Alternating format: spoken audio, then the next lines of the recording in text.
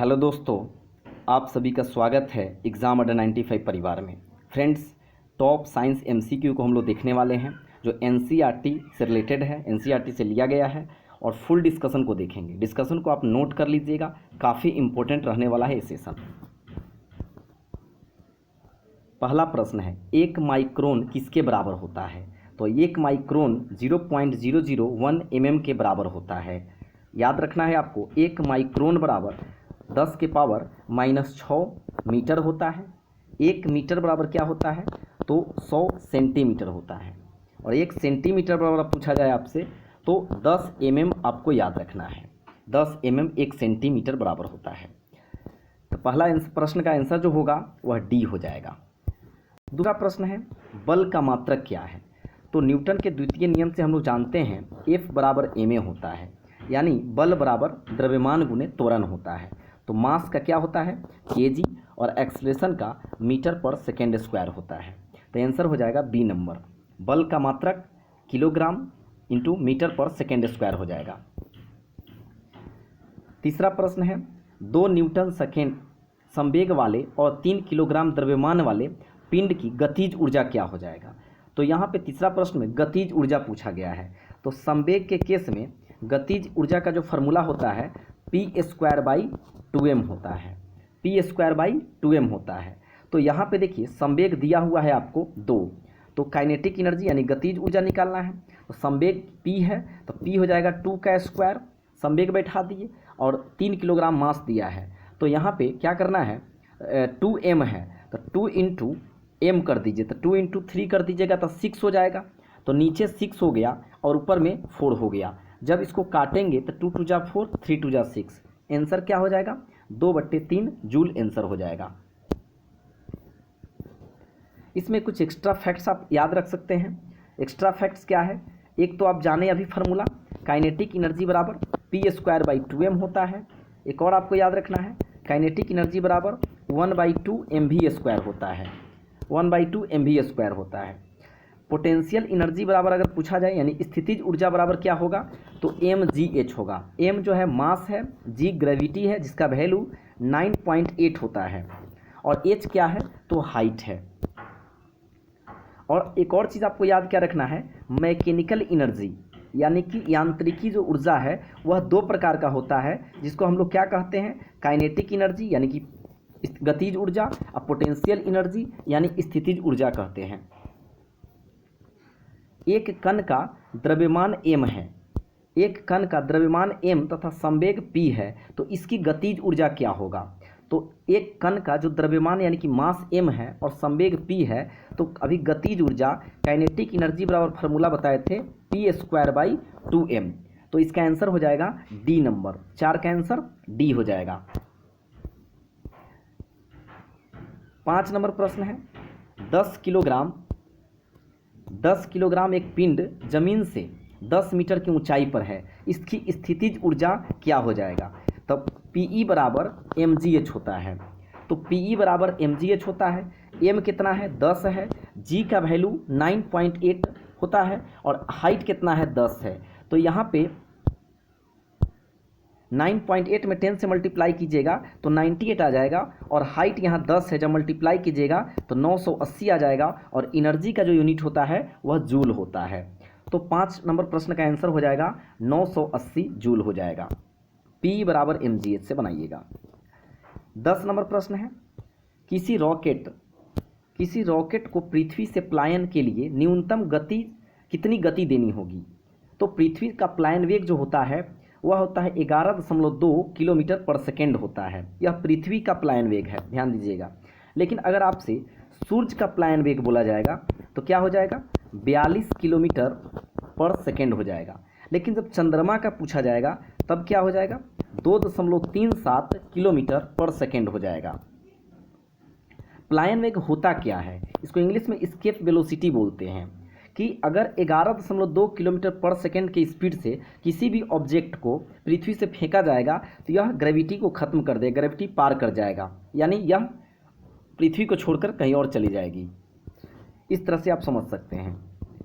7 number प्रश्न है, निकट दृष्टि से पीड़ित व्यक्ति के चश्मे में प्रयोग किया जाता है कौन सा लेंस?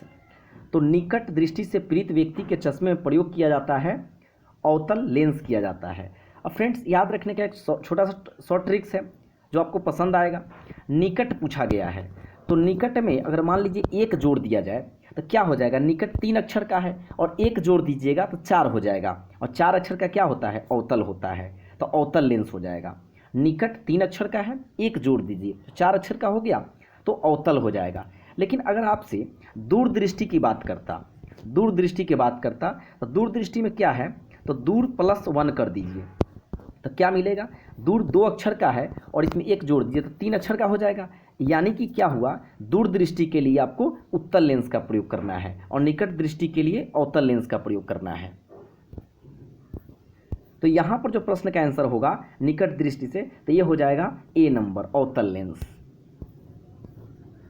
फ्रेंड्स चैनल पर पहली बार विजिट किए हैं, वीडियो को देख रहे हैं तो सब्सक्राइब कर दीजिएगा और कमेंट कर बताइएगा कैसा लगता है ये वीडियो और क्या सुधार की ज़रूरत है इसमें।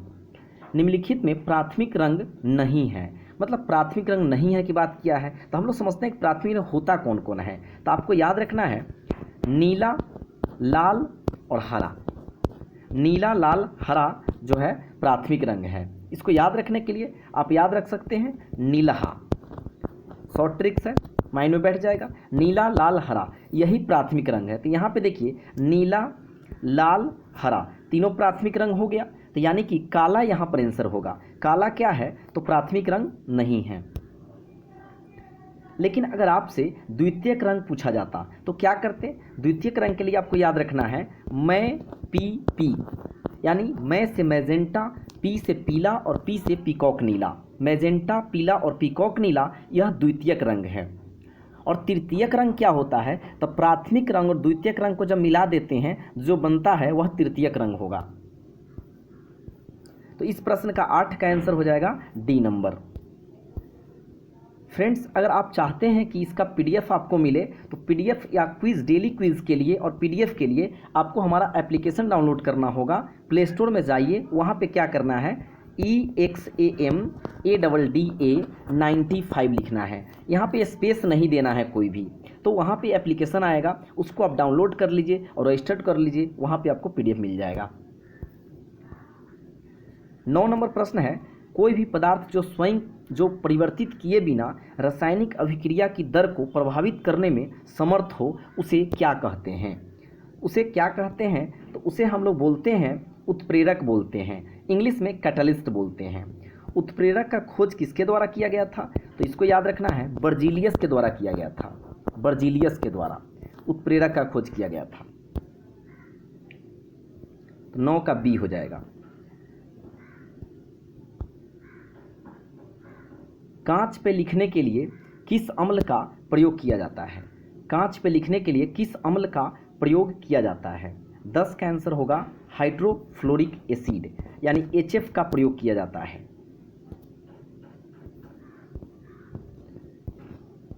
प्लास्टर ऑफ पेरिस का सूत्र क्या है, इसको हम लोग POP कहते हैं, plaster of Paris. Plaster of Paris का जो फार्मूला होगा वह C होगा, यानी CaSO4 × ½ H2O, CaSO4 × ½ H2O। अगर आपसे प्लास्टर ऑफ पेरिस का रासायनिक नाम पूछा जाता तो कैल्शियम सल्फेट हेमीहाइड्रेट हो जाता, लेकिन यहाँ पर फार्मूला पूछा गया है, सूत्र पूछा गया है, तो CaSO4 ½ H2O। 12 नंबर प्रश्न है जब इस्पात को सुर्ख लाल गर्म किया जाता है एवं धीरे धीरे ठंडा किया जाता है तो यह प्रक्रिया क्या कहलाती है। जब इस्पात को सुर्ख लाल गर्म किया जाता है और धीरे धीरे ठंडा किया जाता है यह प्रक्रिया क्या कहलाती है, तो यह प्रक्रिया जो है अनिलीन कहलाती है, अनिलीन कहलाती है।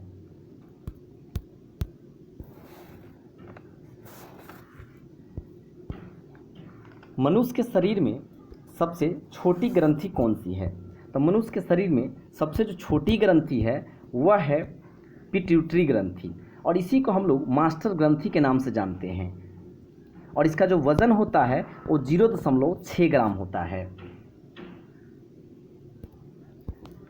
14 नंबर प्रश्न है कौन सा विटामिन निम्नलिखित में कौन सा विटामिन जल में घुलनशील है। तो जल में घुलनशील विटामिन कौन कौन है? विटामिन बी और सी है। तो ऑप्शन में देखिए क्या दिया है, विटामिन सी दिया है।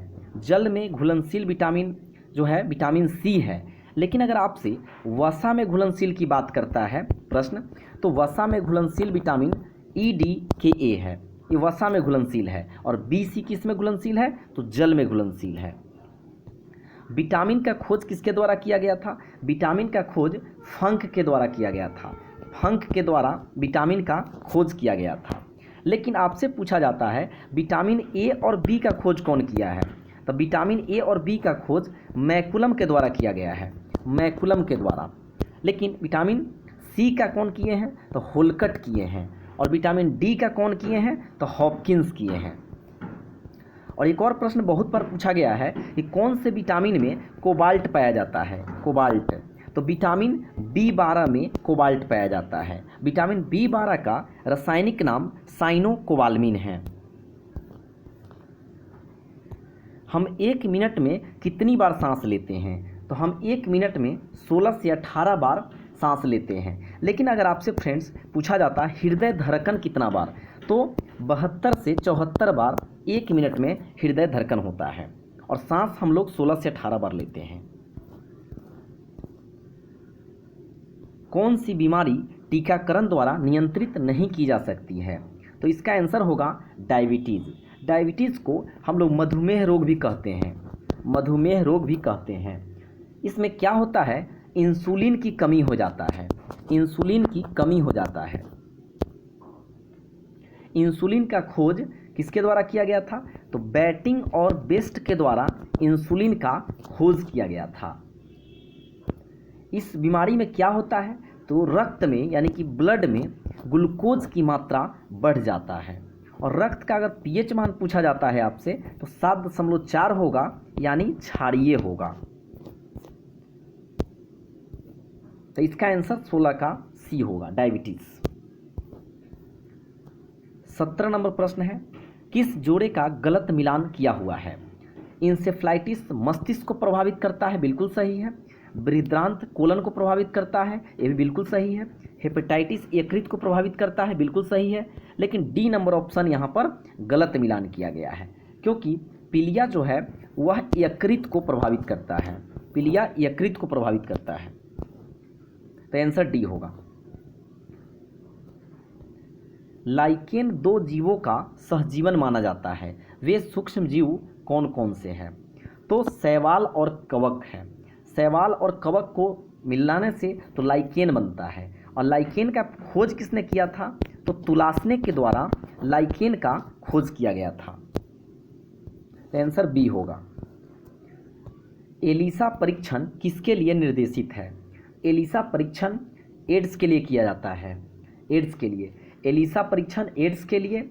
अगर आपसे विडाल पूछ दिया जाता है एग्ज़ाम में, तो विडाल टेस्ट जो होता है वह टाइफाइड के लिए होता है, टाइफाइड के लिए।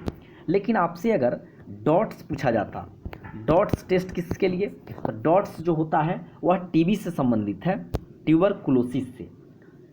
एड्स का फुल फॉर्म अगर पूछ दिया जाता है आपसे, एक्वायर्ड इम्यूनो डिफिशियंसी सिंड्रोम होता है, एक्वायर्ड इम्यूनो डिफिशियंसी सिंड्रोम होता है। लेकिन HIV का फुल फॉर्म पूछा जाता है, ह्यूमन इम्यूनो वायरस होता है। तो 19 नंबर प्रश्न का आंसर होगा एड्स हो जाएगा। 20 नंबर प्रश्न है, पौधा कोशिका का पावर हाउस किसे कहा जाता है? पौधा कोशिका का पावर हाउस किसे कहा जाता है? माइटोकॉन्ड्रिया को कहा जाता है। माइटोकॉन्ड्रिया का खोज 1886 में अल्टमैन के द्वारा किया गया था, अल्टमैन के द्वारा। लेकिन इसका नामकरण किसके द्वारा किया गया था? तो सी बेंडा के द्वारा नामकरण किया गया था माइटोकॉन्ड्रिया का। फ्रेंड्स, ये सेशन कैसा लगा आपको कमेंट कर ज़रूर बताइएगा। और चैनल पर पहली बार विजिट किए थे तो प्लीज़ सब्सक्राइब कर दीजिएगा और नोटिफिकेशन बेल को प्रेस कर लीजिएगा। मिलते हैं नेक्स्ट वीडियो में। Thank you.